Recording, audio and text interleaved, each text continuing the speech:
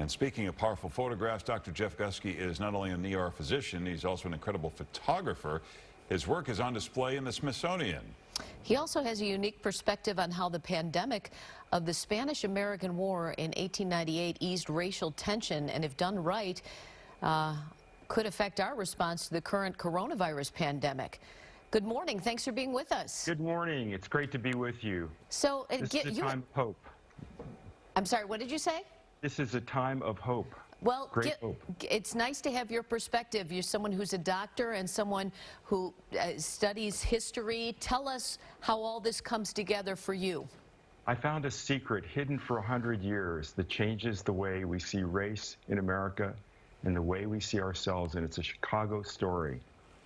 I stumbled onto the only trace of a black combat unit in World War I, and it turns out they weren't just any unit. They were the only all-African American unit in the entire U.S. military. And 102 years ago, when they fought so patriotically for America, that unit had already been together for 49 years. So it's a story of African American political power and self-determination that we don't know about. And here's the connection to Corona.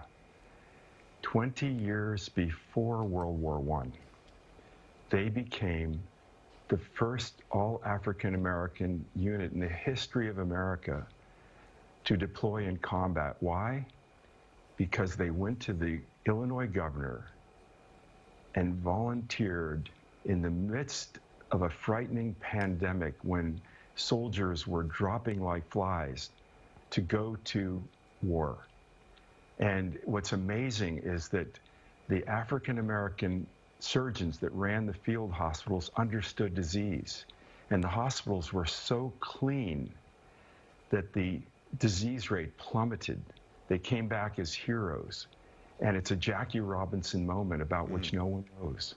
But doctor, did people at that time, did they know that story? Did that story get out in the newspapers? Yes, they did.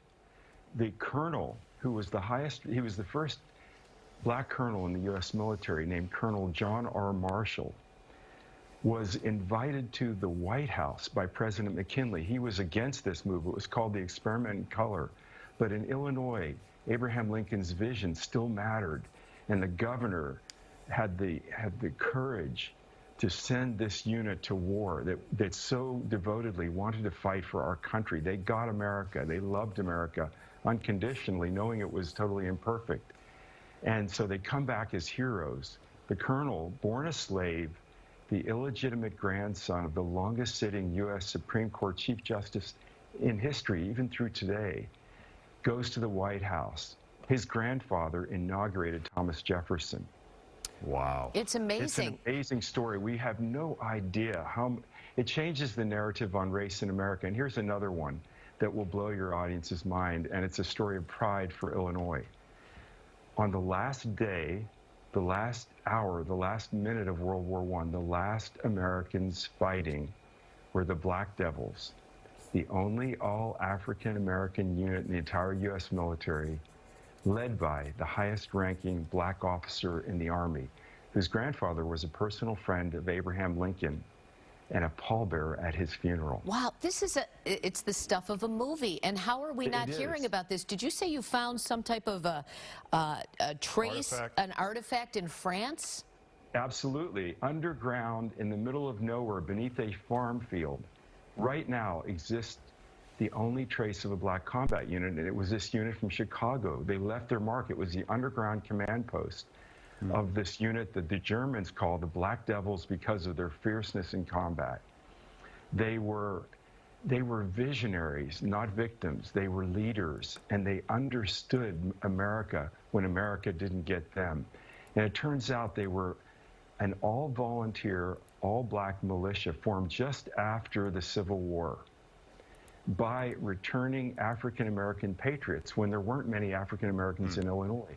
And they became the torchbearers of Abraham Lincoln's vision of freedom for all of us. And we don't know the story. They were nearly 50 years old by the time of World War I. There were so many firsts. It's almost like a mystical bridge across 100 years telling us that we got race wrong in America. And this is an opportunity to get race right. And in crisis, we see differently. As an ER doc, I see moments when complete strangers save the lives of complete strangers. And it doesn't matter what their skin color is. When someone has just saved your life, you don't see race, you see human.